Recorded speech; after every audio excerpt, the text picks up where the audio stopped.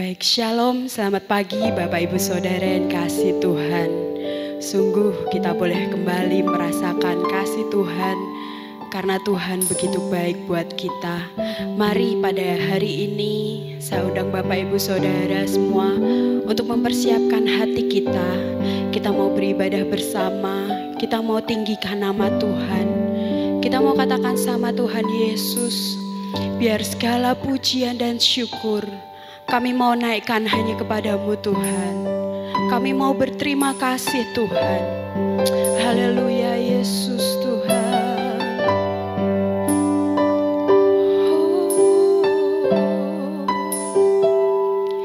Kau Tuhan yang selamatkanku. Terima kasih Yesus.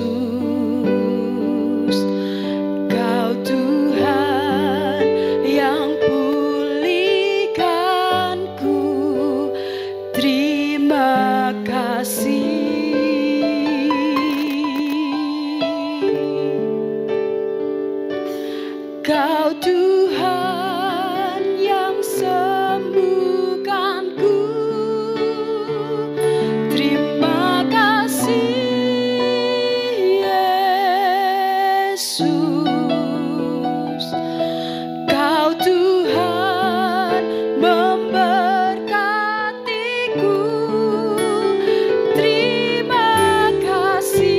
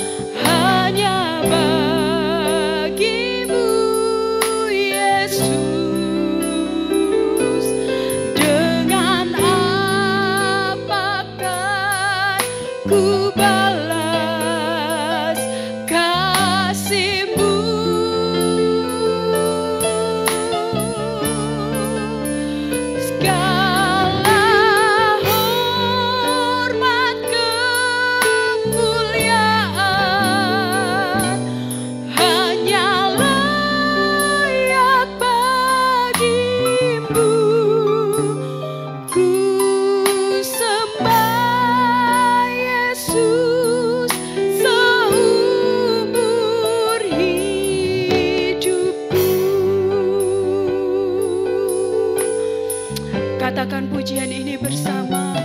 Kau Tuhan yang selamatkanku. Terima kasih Yesus. Kau Tuhan yang pulihkanku.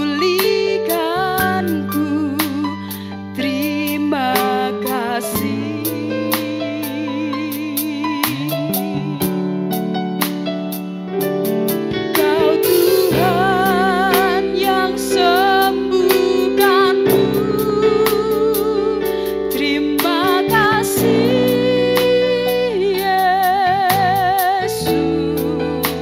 Katakan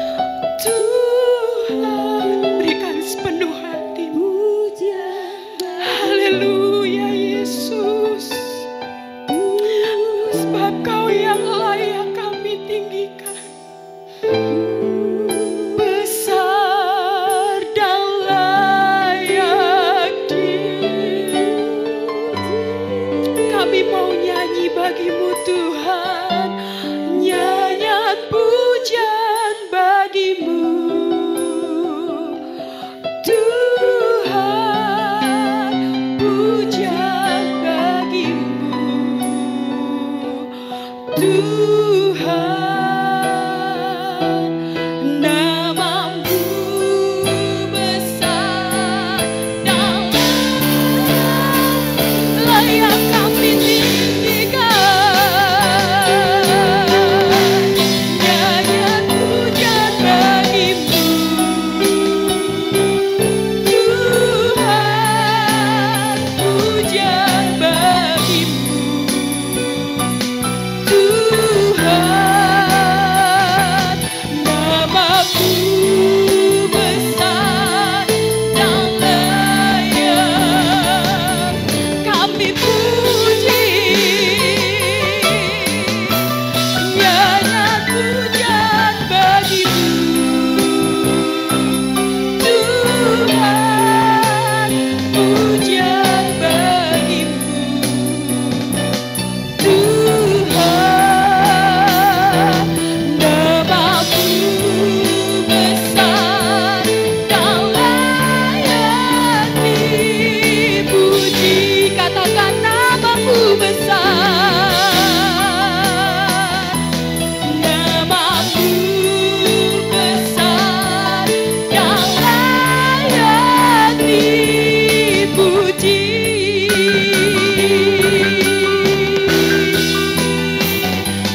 Namamu besar dan layak dipuji.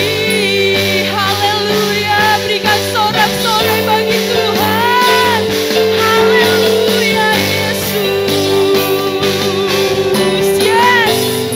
Haleluya, haleluya. Ya Tuhan, namamu besar dan layak kami tinggikan, layak kami sembah, layak kami puji Tuhan. Terima kasih Tuhan, terima kasih untuk berkat-Mu dalam kehidupan kami. Terima kasih untuk berkat kesehatan yang sudah Tuhan berikan bagi kami. Sehingga hari ini kami boleh ada sebagaimana kami ada. Kami percaya karena Tuhan sungguh-sungguh baik buat kami. Terima kasih Tuhan Yesus. Kami mau memuji Tuhan, kami mau menyembah Tuhan, kami mau merenungkan firman Tuhan. Kami percaya Kau Allah sumber kekuatan kami. Terima kasih Bapa di surga. Hanya di dalam nama Tuhan Yesus Kristus. Haleluya. Amin. Amin. Puji nama Tuhan. Sungguh luar biasa kasih Tuhan. Amin Bapak Ibu Saudara. Dia sungguh ajaib dan sangat baik. Oleh karena itu kita patut bersyukur pada Tuhan. Mari kita mau bersuka cita. Kita mau katakan, kami mau masuk gerbang-Mu Tuhan dengan penuh ucapan syukur. Sebab Tuhan Dia baik, bawasannya untuk selamanya. Amin Tuhan. Kita mau bersorak-sorai Bapak Ibu Saudara. Mari masuk gerbangnya dengan hati bersyukur, halamannya dengan pujian. Penuhi baitnya dengan nyanyian syukur, hadiratnya penuh sukacita. Katakan bersama, sebab Tuhan Dia baik dan anugerahnya kekal selama-lamanya. Amin. Katakan, sebab Tuhan Dia baik dan anugerahnya kekal selama-lamanya. Amin. Dengan penuh sukacita. Haleluya Tuhan.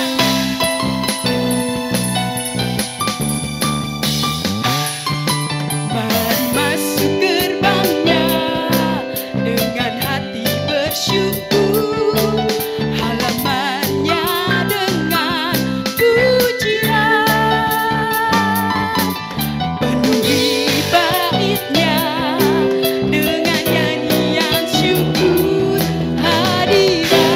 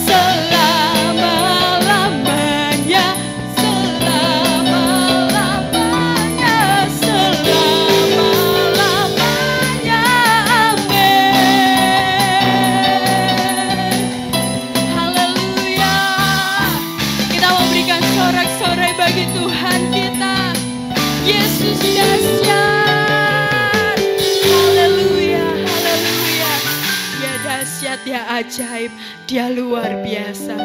Mari Bapak Ibu Saudara, kita mau siapkan hati kita. Kita mau pandang pada Tuhan. Kita mau katakan, kami mau mengikuti kehendak-Mu Tuhan. Karena kami tahu Allah yang kami tinggikan, Allah yang kami sembah adalah Allah yang hidup, Allah yang menjadi kekuatan kami. Haleluya Yesus. Amin Tuhan.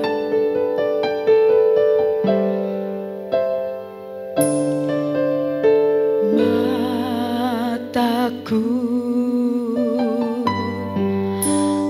tertuju padamu,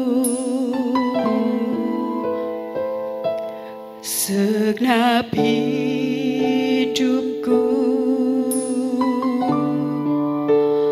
ku serahkan padamu.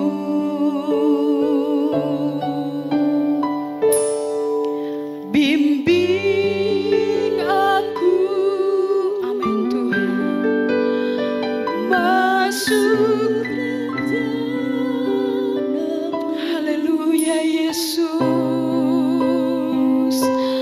dan membesarkan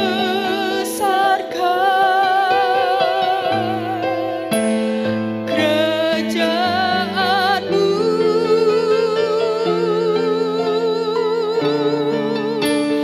Ku mau mengikuti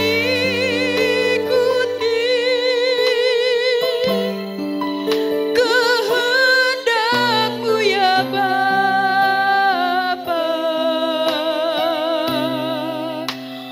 Ku mau selalu menyenangkan hati-Mu. Sekali lagi dengan penuh iman katakan, mataku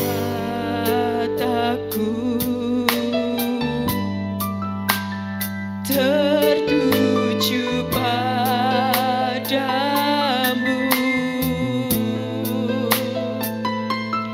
segenap hidupku ku serahkan padamu. Katakan, bimbing aku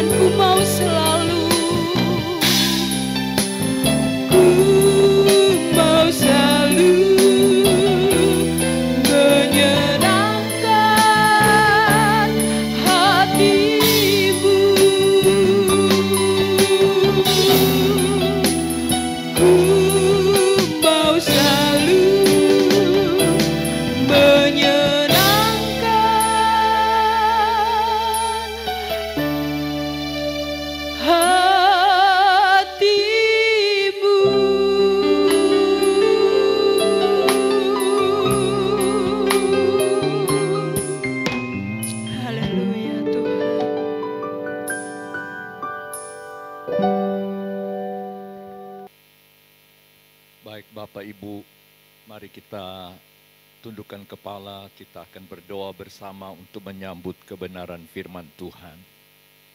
Tuhan Yesus, Gembala kami yang baik, kami datang kepadamu dengan hati yang penuh dengan ucapan syukur, karena Engkau beri kesempatan kembali kepada kami untuk dapat bersekutu dengan Dikau. Kami boleh menyanyi, memuji, menyembah, dan mengagungkan Engkau dengan nyanyian pujian kami. Dan kami percaya bahwa Engkau telah memberkati kami semua, karena Engkau bertakhta atas puji-pujian umat-Mu, dan Engkau Allah yang kami puja dan kami sembah. Engkau Allah sumber segala berkat bagi kehidupan orang yang percaya kepadamu. Dan kini Bapa, kami mau belajar firman-Mu. Mari Tuhan bukakan hati kepikiran kami, dan Engkau terangi dengan terang firman-Mu di bawah hikmat dan urapan-Mu, supaya kami boleh mengerti firman-Mu dan kami boleh belajar untuk hidup di dalamnya. Berfirmanlah ya Tuhan, kami siap untuk dengar, dan kami mau sambut firman-Mu di dalam nama Tuhan Yesus Kristus. Haleluya. Yang siap untuk menerima firman Tuhan kita katakan amin. Amin. Shalom, selamat pagi Bapak Ibu Saudara yang dikasihi Tuhan. Kita bersyukur kepada Tuhan sebab Dia sudah menolong dan memelihara kita, sehingga tanpa terasa kita telah berada di minggu yang ketiga pada bulan yang ketujuh di tahun 2020 ini. Ada banyak hal yang kita lewati dan bahkan banyak tantangan yang kita hadapi, tapi kita percaya bahwa bersama dengan Yesus kita akan cakap menanggung segala sesuatu yang memberikan kekuatan kepada kita. Oleh sebab itu mari pada pagi ini kita akan belajar bersama firman Tuhan yang terdapat di dalam Injil Matius pasal yang ke-24. Saya akan membacakannya mulai dari ayat yang ketiga sampai dengan ayat yang ke-14. Injil Matius pasal 24 ayatnya yang ketiga sampai dengan ayatnya yang ke-14, demikian bunyinya. Ketika Yesus duduk di atas bukit Zaitun, datanglah murid-muridnya kepadanya untuk bercakap-cakap sendirian dengan Dia. Kata mereka, katakanlah kepada kami bila manakah itu akan terjadi dan apakah tanda kedatangan-Mu dan tanda kesudahan dunia? Jawab Yesus kepada mereka, waspadalah supaya jangan ada orang yang menyesatkan kamu. Sebab banyak orang akan datang dengan memakai namaku dan berkata, akulah Mesias, dan mereka akan menyesatkan banyak orang. Kamu akan mendengar deru perang atau kabar-kabar tentang perang. Namun berawas-awaslah, jangan kamu gelisah, sebab semuanya itu harus terjadi, tetapi itu belum kesudahannya. Sebab bangsa akan bangkit melawan bangsa, dan kerajaan melawan kerajaan. Akan ada kelaparan dan gempa bumi di berbagai tempat. Akan tetapi semuanya itu barulah permulaan penderitaan menjelang zaman baru. Pada waktu itu kamu akan diserahkan supaya disiksa, dan kamu akan dibunuh, dan akan dibenci semua bangsa oleh karena namaku. Dan banyak orang akan murtad, dan mereka akan saling menyerahkan dan saling membenci. Banyak nabi palsu akan muncul dan menyesatkan banyak orang. Dan karena makin bertambahnya kedurhakaan, maka kasih kebanyakan orang akan menjadi dingin. Tetapi orang yang bertahan sampai pada kesudahannya akan selamat. Dan Injil Kerajaan ini akan diberitakan di seluruh dunia menjadi kesaksian bagi semua bangsa. Sesudah itu barulah tiba kesudahannya. Bapak, Ibu, Saudara yang dikasihi Tuhan, melalui pembacaan ini kita melihat bagaimana Yesus menjelaskan kepada murid-muridnya ketika mereka bertanya kepada Yesus, kapan kesudahan dunia ini akan terjadi dan kapan Dia akan datang kembali pada kedua kalinya. Dan Yesus menjelaskan kepada mereka beberapa hal yang harus mereka tahu dan perlu diperhatikan oleh mereka, bahkan juga untuk gereja Tuhan yang ada di zaman akhir ini.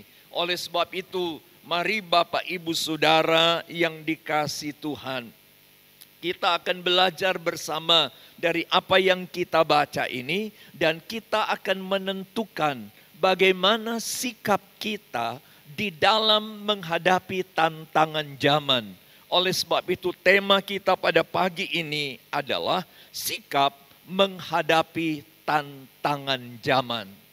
Sikap menghadapi tantangan zaman. Ada beberapa hal yang harus dipahami dan dimengerti oleh gereja Tuhan, oleh orang yang percaya kepada Tuhan, oleh umat Tuhan yang hidup di zaman sekarang ini, di dalam menghadapi tantangan yang ada di hadapan kita dan yang sedang terjadi di zaman sekarang ini. Yang pertama yang perlu kita perhatikan, firman Allah mengajarkan kepada kita di dalam ayatnya yang ke-7. Ini hal-hal yang terjadi, yang merupakan tantangan bagi kehidupan gereja Tuhan, bagi orang yang percaya kepada Tuhan. Akan terjadi kesusahan besar. Dalam ayat yang ke-7, sebab bangsa akan bangkit melawan bangsa, dan kerajaan melawan kerajaan.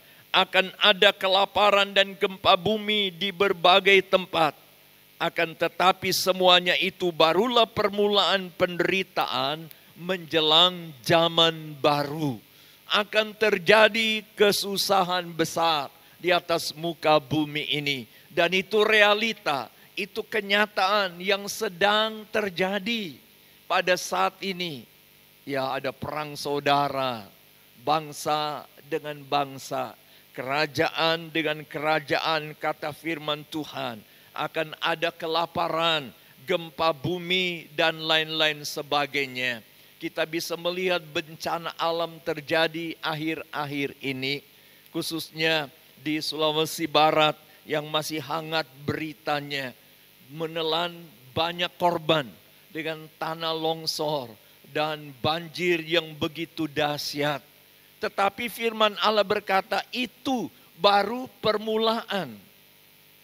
Permulaan saja sudah begitu dahsyat. Apalagi selanjutnya terjadi keadaan yang demikian. Melanda dunia ini, kita akan melihat banyak orang akan menderita, banyak orang yang akan sengsara, banyak orang yang akan hidup dalam kesusahan besar, mengalami tekanan yang luar biasa. Yang kedua, firman Allah berkata yang terjadi di dalam ayat yang ke-9, gereja Tuhan, umat Tuhan, orang yang percaya kepada Tuhan akan dibenci, bahkan dianiaya dan dibunuh, dibinasakan. Dan itu terjadi, sedang terjadi. Itu realita, kenyataan hidup sehari-hari. Bagaimana kita melihat banyak orang yang percaya kepada Tuhan, bukan saja diejek, diolok, tetapi dibenci, dibunuh, dibinasakan. Ini sedang terjadi. Ini tantangan kehidupan orang percaya di zaman akhir ini. Bahkan dalam ayat yang ke-10 dikatakan, dan banyak orang akan murtad, dan mereka akan saling menyerahkan dan saling membenci. Banyak orang percaya yang tidak bertumbuh dalam iman, tidak menjadi dewasa di dalam pengiringannya kepada Tuhan, dalam kerohaniannya, hanya sekedar nama orang Kristen, orang bergereja, tapi tidak sungguh-sungguh di dalam Tuhan. Ketika diperhadapkan dengan tantangan yang begitu besar, begitu kuat, maka dia akan murtad, dia akan berbalik iman, dia akan tinggalkan Tuhan, tidak lagi percaya kepada Tuhan. Dan ini sedang terjadi pada saat ini. Kita melihat berapa banyak orang yang meninggalkan Tuhan, berbalik iman percayanya karena tantangan kehidupan. Oleh sebab itu kita yang hidup pada zaman sekarang ini, mari kita memperhatikan. Ya, karena firman Allah berkata dalam 2 Timotius 3 ayat yang pertama, kesudahan segala sesuatu sudah dekat. Perhatikanlah itu. Jadi gereja Tuhan, umat Tuhan, anak Tuhan, orang percaya, jangan masa bodoh. Tapi perhatikan segala sesuatu yang sedang terjadi, yang merupakan penggenapan firman Allah. Bahwa Yesus tidak lama lagi akan datang kembali pada kedua kalinya. Kita sedang berada di zaman akhir, bahkan di ujung zaman akhir. Kalau kita melihat segala tanda-tanda yang terjadi di atas muka bumi ini, apalagi di kalangan kehidupan orang percaya, banyak yang murtad kata firman Tuhan. Dalam 1 Timotius 4 ayat 1 dikatakan ada orang yang akan murtad dan mengikuti ajaran setan-setan. Banyak orang yang beriman kepada Tuhan, yang percaya kepada Tuhan karena tidak tahan, tidak sanggup, tidak mampu, tidak kuat, tidak dapat menghadapi tantangan kehidupan, dia murtad dan mengikuti ajaran-ajaran sesat, ajaran setan-setan, kata firman Tuhan. Yang keempat dikatakan dalam pembacaan kita tadi, dalam ayat yang kelima dan yang ke-11. Sebab banyak orang akan datang dengan memakai namaku dan berkata, akulah Mesias. Dan mereka akan menyesatkan banyak orang. Ayat 11 berkata, banyak nabi palsu akan muncul dan menyesatkan banyak orang. Dan karena makin bertambahnya kedurhakaan, maka kasih kebanyakan orang akan menjadi dingin. Ayat 24, sebab Mesias palsu dan nabi-nabi palsu akan muncul. Dan mereka akan mengadakan tanda-tanda yang dahsyat dan mujizat-mujizat. Sehingga sekiranya mungkin mereka menyesatkan orang-orang pilihan juga. Ini terjadi dan sekarang sedang terjadi. Sehingga ada yang menamakan dirinya gereja setan. Dan bisa bayangkan gereja yang menyembah kepada setan-setan dan kepada kuasa-kuasa yang bertentangan dengan firman Allah, ajaran-ajaran sesat. Dan ada banyak orang yang akan terseret dan diseret. Firman Allah berkata, perempuan-perempuan yang bodoh-bodoh, gereja Tuhan yang tidak mengerti firman Tuhan, gereja Tuhan yang tidak mau bertumbuh dalam iman dan kerohanian, gereja Tuhan yang tidak mau mengerti sungguh-sungguh tentang Tuhan dan firman Allah. Dikatakan perempuan-perempuan yang bodoh-bodoh akan diseret keluar. Perempuan-perempuan dalam Alkitab atau wanita-wanita sering digambarkan dengan gereja Tuhan, pengantin perempuan Kristus, pengantin wanita Kristus yang bodoh-bodoh, yang tidak mau mengerti, tidak bertumbuh dalam iman, tidak mau belajar tentang firman Allah dengan benar, akan diseret oleh ajaran-ajaran sesat, ajaran setan-setan. Mereka akan murtad dan akan disesatkan. Yang kelima dikatakan, kasih orang menjadi dingin. Ayat 12. Kasih orang menjadi tawar. Dan itu pun realita kehidupan, kenyataan hidup. Gak usah jauh-jauh di negara kita. Berapa banyak orang yang kasihnya menjadi dingin, menjadi tawar. Sehingga antara orang tua dan anak ada gap yang begitu lebar. Ya, merasa asing satu dengan yang lain karena kasih menjadi dingin, kasih menjadi tawar. Suami istri, kasih menjadi dingin, kasih menjadi tawar. Seluruh anggota keluarga hidup sendiri-sendiri, menjadi orang yang egois. Kenapa? kasih menjadi tawar, kasih menjadi dingin, terjadi pembunuhan, terjadi kejahatan yang luar biasa. Sehingga membuat banyak orang menderita. Kenapa? Karena kasih orang menjadi dingin, menjadi tawar. Dan ada banyak hal lagi yang membuat orang tidak mau kenal satu dengan yang lain. Padahal sebagai makhluk sosial, seharusnya bisa bergaul satu dengan yang lain. Tapi karena kasih menjadi dingin, menjadi tawar, tidak mau tahu satu dengan yang lain. Dan juga di kalangan banyak orang yang menamakan diri orang percaya, umat Tuhan, gereja Tuhan, hal ini terjadi. Dan membuktikan bahwa segala sesuatu akan lenyap. Segala sesuatu kelak sedang terjadi di zaman sekarang ini. Oleh sebab itu bagaimana kita sebagai orang percaya menyikapinya? Kenapa? Karena di dalam 2 Timotius 3 ayat 1-9 dikatakan banyak orang akan mencintai dirinya sendiri, menjadi sombong angkuh, ya, tamak cinta akan uang, merasa diri paling benar, garang. Dan itu merupakan virus-virus berbahaya bagi gereja Tuhan.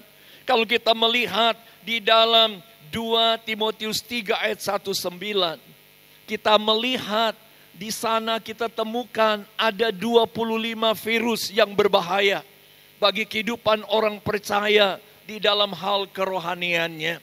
Bukan saja virus corona yang bahaya, tetapi virus rohani yang kita jumpai di dalam 2 Timotius 3 itu bahaya bagi gereja Tuhan, terutama di dalam kita menantikan kedatangan Tuhan Yesus yang kedua kali.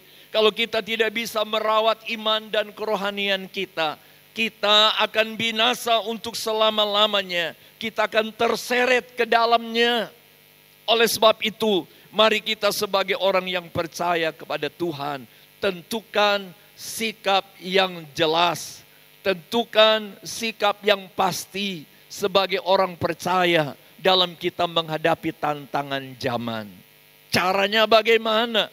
Yang pertama kita bisa melihat dalam ayat yang keempat di dalam pembacaan kita tadi. Jawab Yesus kepada mereka, waspadalah supaya jangan ada orang yang menyesatkan kamu. Waspada. Berjaga-jaga, siap siaga, siuman. Artinya jangan masa bodoh, jangan lalai, jangan lengah di dalam kita memperhatikan tantangan zaman. Kalau kita masa bodoh, kita lalai, kita lengah, maka kita gampang terseret ke dalamnya. Sebab itu firman Allah berkata biar kita mau waspada, siap sedia, berjaga-jaga, waspada di dalam menghadapi tantangan. Pengaruh dunia begitu kuat, pengaruh lingkungan begitu kuat untuk mempengaruhi kehidupan orang percaya, supaya tidak lagi percaya kepada Tuhan Yesus sebagai Tuhan dan Juru Selamatnya. Supaya tidak lagi mau melakukan kebenaran firman Tuhan. Supaya tidak lagi mau beribadah dengan setia kepada Tuhan. Nah, di dalam menghadapi tantangan ini, Yesus berkata, waspada. Seperti yang Yesus katakan kepada murid-muridnya. Supaya jangan ada orang yang menyesatkan kamu. Supaya pengaruh dunia tidak menyesatkan kamu. Jadi caranya kita waspada, berjaga-jaga, siuman, sadar, waspada di dalam menghadapi hal ini. Efesus pasal 6 ayat 11 sampai dengan 18, firman Allah berkata begini, cara kita berwaspada. Kenakan seluruh perlengkapan senjata Allah, kata firman Tuhan. Kenakan seluruh perlengkapan senjata Allah, iman, firman, dan doa. Berdiri tegap, tidak takut,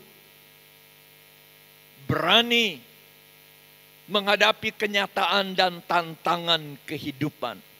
Kita sebagai orang percaya, ketika diperhadapkan dengan tantangan, jangan kita lari dan menyelamatkan diri. Tapi kita menghadapinya bersama dengan Tuhan. Segala pengaruh yang datang dalam kehidupan kita sebagai orang yang percaya kepada Tuhan, masalah, beban, dan pergumulan, mari kita hadapi bersama dengan Tuhan, dengan iman yang sungguh kepada Tuhan. Karena bersama Tuhan kita akan cakap menanggung segala sesuatu. Bahkan bersama Tuhan kita dapat melakukan perkara-perkara yang besar. Ini yang Tuhan mau dari hidup kita sebagai orang percaya. Dalam Efesus pasal 6 ayat 18 berkata, mari kita mau berdoa dan berjaga-jaga. Berdoa kepada Tuhan. Jadi cara kita menjadi orang yang siap sedia, waspada adalah kita mengenakan seluruh perlengkapan senjata Allah. Iman, firman, dan doa, kita tetap berdiri tegap di dalam Tuhan, tidak takut, dan selalu kita berdoa dengan sungguh-sungguh kepada Tuhan. Yang kedua, caranya untuk kita menyatakan sikap menghadapi tantangan, ayat 6 berkata, kamu akan mendengar deru perang atau kabar-kabar tentang perang. Namun awas-awaslah, jangan kamu gelisah. Sebab semuanya itu harus terjadi, tetapi itu belum kesudahannya. Jangan gelisah mendengar berita-berita yang terjadi di atas muka bumi ini. Yang banyak orang menjadi takut, menjadi cemas, menjadi bingung, khawatir, bahkan putus asa. Karena tidak tahu apa yang harus dilakukan menghadapi tantangan kehidupan. Gelisah, tidak tenang. Tidak ada damai di dalam kehidupannya. Dan firman Allah berkata, jangan kita gelisah. Teguhkan hatimu, kata firman Tuhan. Di dalam Yesaya 26 ayat yang ketiga. Maka engkau akan dijagai oleh Tuhan dengan damai sejahtera. Karena engkau percaya kepada Tuhan. Yesaya pasal 35 ayat 3 sampai 4. Berkata, kuatkan hatimu karena Allah akan menyertaimu. Allah akan memeliharamu. Allah akan menyelamatkanmu. Allah akan melindungimu. Ini yang Tuhan mau dari kehidupan kita sebagai orang yang percaya.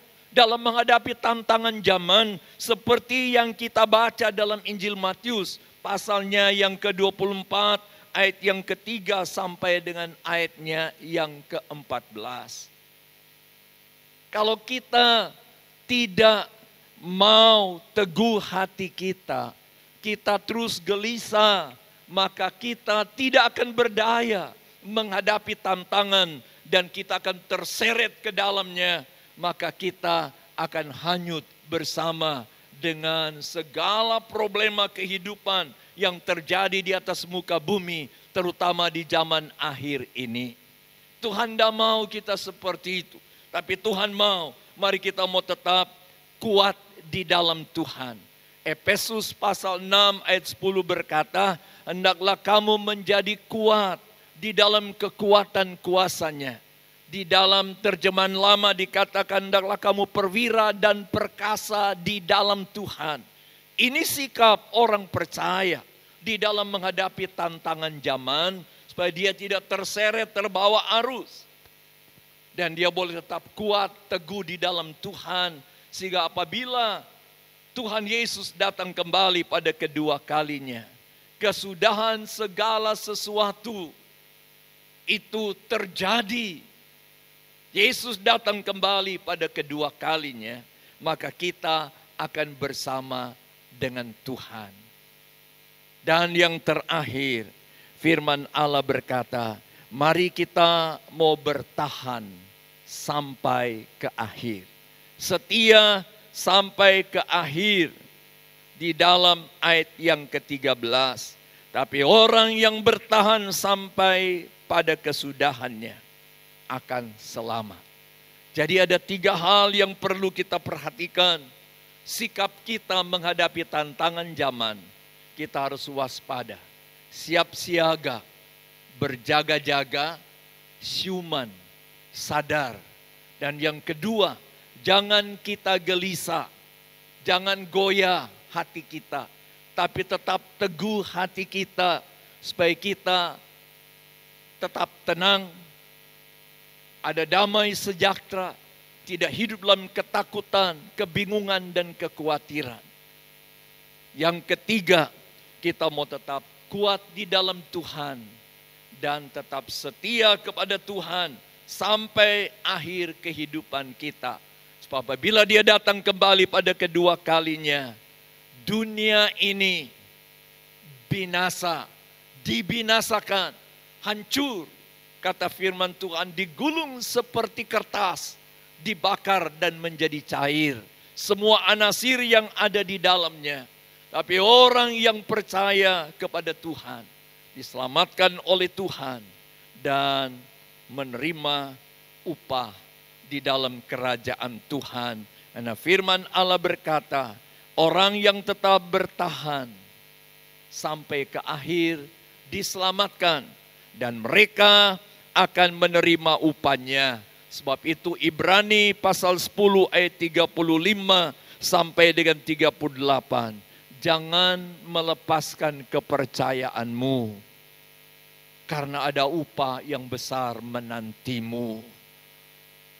Tentukan sikap menghadapi tantangan zaman. Amin. Mari Bapak Ibu Saudara, kita akan responi firman Tuhan dengan satu pujian, Yesus Kau Kebenaran.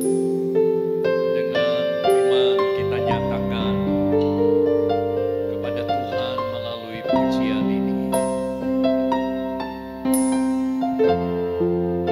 Yesus.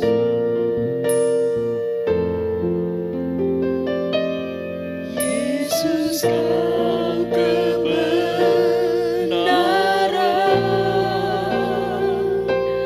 yang menyelamatkanku. Kau memberikanku hidup dan berharapan.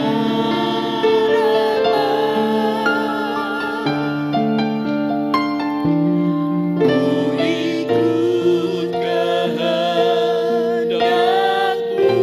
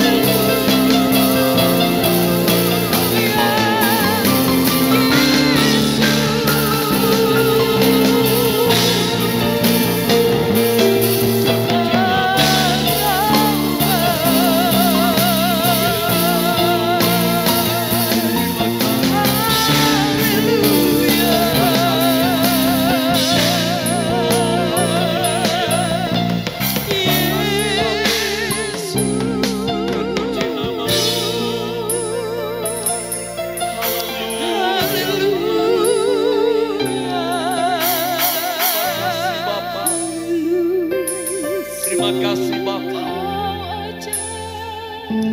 Terima kasih untuk firman-Mu.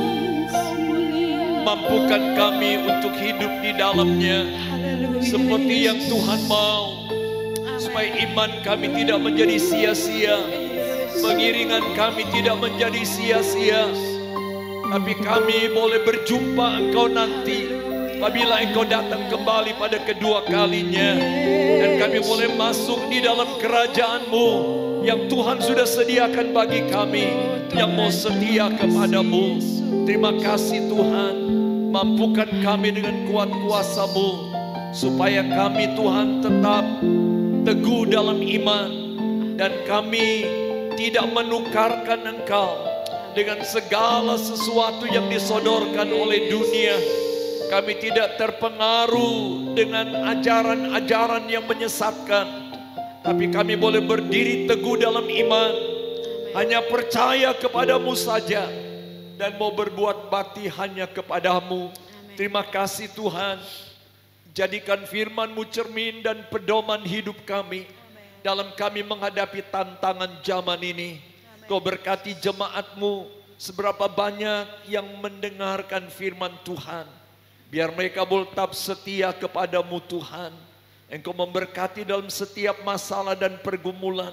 Tuhan menolong, teguhkan iman percaya mereka. Mereka tetap kuat di dalam Engkau, dan mereka boleh berdiri teguh di dalam Engkau. Terima kasih Bapa, Engkau memberkati dalam keluarga rumah tangga, dalam pendidikan dan masa depan, memberkati dalam pekerjaan anak-anak-Mu, dalam kesehatan, bahkan mereka yang sakit Tuhan lawa, Tuhan jamah, mereka mengalami jamahan Tuhan, mereka dipulihkan dan terima kesembuhan, mujizat Tuhan, dan nama Engkau dimuliakan. Terima kasih Tuhan, segala puji bagi Engkau.